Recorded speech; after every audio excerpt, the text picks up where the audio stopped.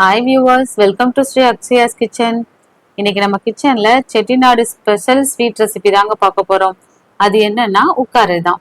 வந்து சிம்பிளான இன்கிரியன்ஸ் தான், ஆனா ஃப்ளேவர் என்னமோ ரொம்ப ரிச்சா இருக்கும். பாசிப்பருப்பு, வெல்லம், தேங்காய், ரவை, நெய் இதெல்லாம் கலந்து செய்யறப்போ அதோட மனமும் ருசியும் வேற லெவல்ல இருக்கும். எப்படி பண்ணலான்னு பார்க்கலாமா? இந்த உட்கார ஸ்வீட் செய்யறதுக்கு ஃபர்ஸ்ட் நம்ம பாசிப்பருப்பை வறுத்து வேக வச்சு எடுத்துக்கலாம்.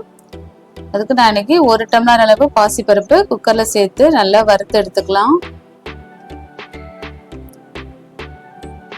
அது மீடியம் ஃப்ளேம்ல வச்சு வறுத்துக்கோங்க. அதாவது பருப்பு எல்லாமே ஒன்று போல செவந்து வரணும். ஸோ அதனால மீடியம் ஃப்ளேம்ல வச்சு நல்லா பொறுமையா வறுத்து எடுத்துக்கோங்க. பாருங்க, பருப்போட கலர் நல்லாவே சேஞ்ச் ஆயிடுச்சு. இந்த அளவு வறுபட்டு வந்தாலே போதும். அடுப்பை ஆஃப் பண்ணிட்டு இது நல்லா கழுவி எடுத்துக்கலாம். கழுவிட்டு வந்ததுக்கு அப்புறமா இதில் நம்ம தண்ணி சேர்த்து ப்ரெஷர் குக் பண்ணி எடுத்துக்க போகிறோம். 1 டம்ளர் பாசிப்பருப்புக்கு 3 டம்ளர் தண்ணி சேர்த்தா கரெக்டாக இருக்கும். 3 டம்ளர் தண்ணி சேர்த்துட்டு ஒரு 3லேருந்து 4 விசில் வர வரைக்கும் குக் பண்ணி எடுத்துக்கோங்க. அந்த பாசிப்பருப்பு வேகிறதுக்குள்ள நம்ம இதுக்கு வெல்லம் கரைச்சி எடுத்துக்கலாம். 1 டம்ளர் பாசிப்பருப்புக்கு 3 டம்ளர் வெல்லம் கரெக்டாக இருக்கும். உங்களோட இனிப்புக்கு ஏற்ற மாதிரி நீங்கள் வெல்லத்தோட அளவை கூட்டியோ குறைச்சோ சேர்த்துக்கோங்க. பட் இந்த 3 டம்ளர் அளவு கரெக்ட் இனிப்பாக இருக்கும். இப்போ இது ஒரு 1/2 டம்ளர் போல் தண்ணி சேர்த்துட்டு வெல்லத்தை நல்லா கரைச்சி எடுத்துக்கலாம். இதுக்கு பாகுபதம் பார்க்கணும்லாம் அவசியம் இல்லை. வெல்லம் ஜஸ்ட் கரைஞ்சாலே போதும். இப்போ பாருங்கள், நம்மளோட பருப்பும் நல்லா ரெடி ஆயிடுச்சு. இப்போ ப்ரெஷர்லாம் நல்லா ரிலீஸ் ஆயிடுச்சு. ஓப்பன் பண்ணி பார்த்தோன்னா பாருங்கள், நம்மளோட பருப்பு நல்லாவே வெந்துருச்சு. இதை நம்ம மசிச்சு விடணும்லாம் வேண்டாம். ஏன்னா அடுத்து நம்ம ஸ்வீட் செய்கிறப்போ சேர்த்து கலர்றப்போ அது ஒன்று போல் நல்லா மசிஞ்சு வந்துடும். அதனால் அப்படியே வச்சுக்கலாம். வேற ஒரு பேனில் ஒரு 2 டேபிள் ஸ்பூன் அளவுக்கு நம்ம கீ சேர்த்துக்கலாம். அந்த கீ எல்லாமே நல்லா மெல்ட் ஆனதுக்கப்புறம் இதில் ஒரு கையளவு முந்திரி சேர்த்துக்கோங்க. முந்திரி சேர்த்து நல்லா வறுபட்டதுக்கு அப்புறமா இதில் நம்ம வேற ஒரு பாத்திரத்துக்கு மாற்றிக்கலாம்.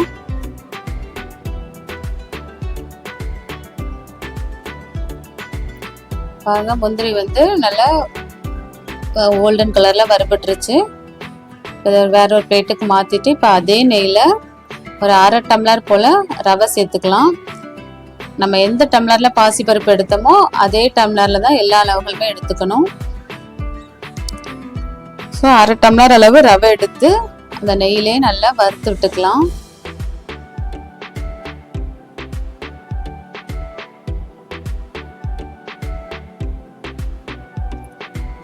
இப்போ ஓரளவு வறுபட்டுருச்சு. இப்போ இந்த ஸ்டேஜில் நம்ம அடுத்ததான் தேங்காய் சேர்த்துக்க போகிறோம். அதே 1/2 கப் அளவுக்கு தேங்காய் சேர்த்தா கரெக்டாக இருக்கும். இப்போ தேங்காயும் இதோட சேர்த்துட்டு இப்போ தேங்காய் ரவை ரெண்டுமே நல்லா வறுபட்டு வரணும்.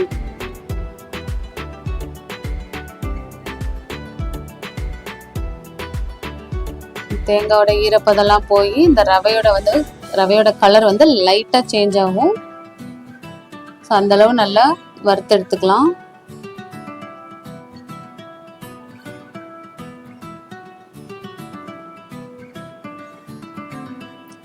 இது வறுக்கிறப்போ அடுப்போட ஃப்ளேமை மீடியமில் வச்சுக்கோங்க. பாருங்க, லைட்டாக கலர் மாறிடுச்சு ரவையோட கலர். இப்போ இந்த ஸ்டேஜில் நம்ம வேக வச்சு வச்சுருந்த பாசிப்பருப்பை இதோட சேர்த்துக்கலாம்.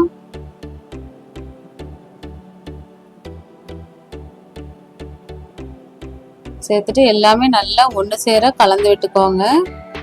இந்த பாசிப்பருப்பில் இருக்கிற ஈரத்தன்மையிலே இந்த ரவை நல்லாவே வெந்துடும். ஸோ இதுக்கு நம்ம எக்ஸ்ட்ரா தண்ணி எதுவும் சேர்க்க தேவையில்லை.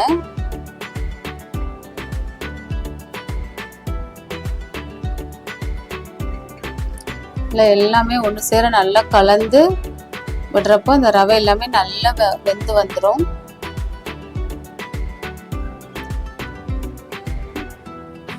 கலந்து விட்டுட்டே இருக்கும்போது எல்லாமே நல்லா ஒன்று போல் திரண்டு வந்துடும் பாருங்க. இப்போ ஒன்று போல திரண்டு வந்துருச்சு. இந்த டைம்ல நம்ம வெள்ளைப்பாகு சேர்த்துக்கலாம். அது வெல்லம் கரைச்சி வச்சுருந்தோம் இல்லையா, அந்த வெல்லம் கரைசல் இதோட சேர்த்துக்கோங்க. ஃபில்ட்ரு பண்ணி சேர்த்துக்கோங்க. ஏன்னா வெல்லத்தில் வந்து தூசு மண் இருக்கும், அதனால ஃபில்ட்ரு பண்ணி சேர்த்துக்கோங்க.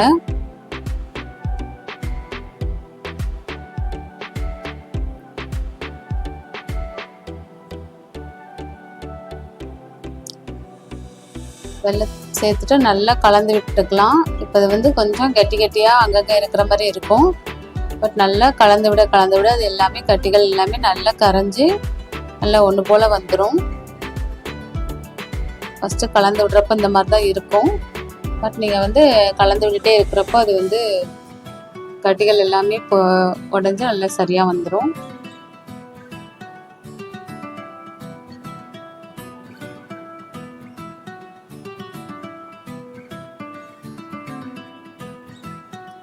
இப்போ பாருங்கள் அந்த அளவுக்கு கட்டி எதுவுமே இல்லை, அங்கங்கே கொஞ்சம் கொஞ்சம் இருக்குது. இதுவுமே நம்ம கலந்து விட இதுவுமே வந்து கரைஞ்சிரும்.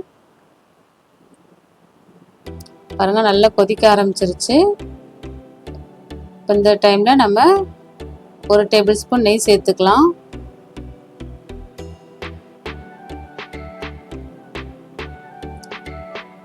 ஹை ஃப்ளேமில் வச்சு கலந்து விட்டிங்கன்னா அது வந்து மேலெலாம் தெறிக்கும். ஸோ லோ டு மீடியமுக்கு அப்பப்போ மாற்றி மாற்றி கலந்து விட்டுக்கோங்க.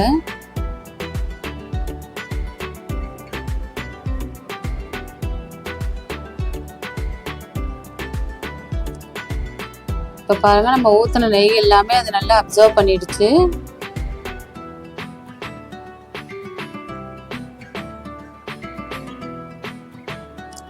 இப்போ அடுத்ததாக இன்னொரு டேபிள் ஸ்பூன் நெய் சேர்த்துக்கலாம்.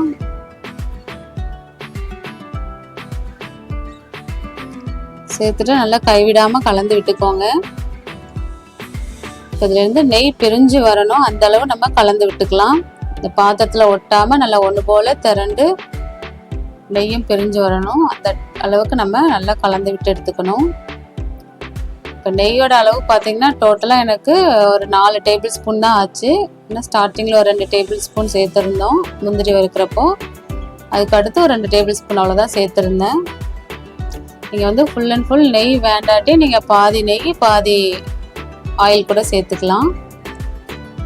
அடுத்ததாக இதில் வந்து 1 ஸ்பூன் அளவுக்கு ஏலக்காய் தூள், அப்புறம் நம்ம வறுத்து வச்சுருந்த முந்திரி இதையும் சேர்த்துட்டு நல்லா கலந்து விட்டுக்கோங்க.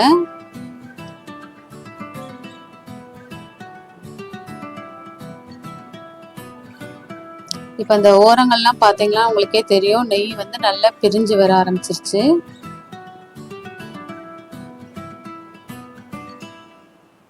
இன்னும் ஒரு 1 நிமிஷம் கிளறினீங்கனாலே நல்லாவே பிரிஞ்சு வர ஆரம்பிச்சிடும்.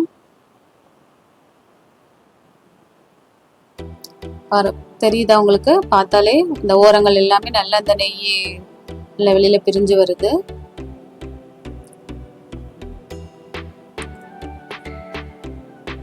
ஸோ இதுதான் கரெக்டான பக்குவம். இந்த டைமில் நம்ம அடுப்பை ஆஃப் பண்ணிடலாம். இது பார்க்க இப்படி தான் இருக்கும், பட் டைம் ஆக ஆக இது நல்லா இறுக ஆரம்பிச்சிடும். ஸோ இந்த ஸ்டேஜில் ஆஃப் பண்ணால் கரெக்டாக இருக்கும். நம்மளோட செட்டிநாடு ஸ்பெஷல் உட்கார ரெடி. ரொம்ப சாஃப்டாக, சாப்பிட்றதுக்கும் ரொம்ப சூப்பராக இருக்கும். வாயில் வச்சோன்னே கரைஞ்சி போயிடும், அந்த அளவுக்கு ரொம்ப சாஃப்டாக இருக்கும். ஸோ நீங்களும் இதே மாதிரி ட்ரை பண்ணி பார்த்துட்டு உங்களோட ஃபீட்பேக்கை மறக்காமல் கமெண்டில் ஷேர் பண்ணுங்கள். இதே மாதிரி வேற ஒரு ரெசிபியோட அடுத்த வீடியோவில் பார்க்கலாம்.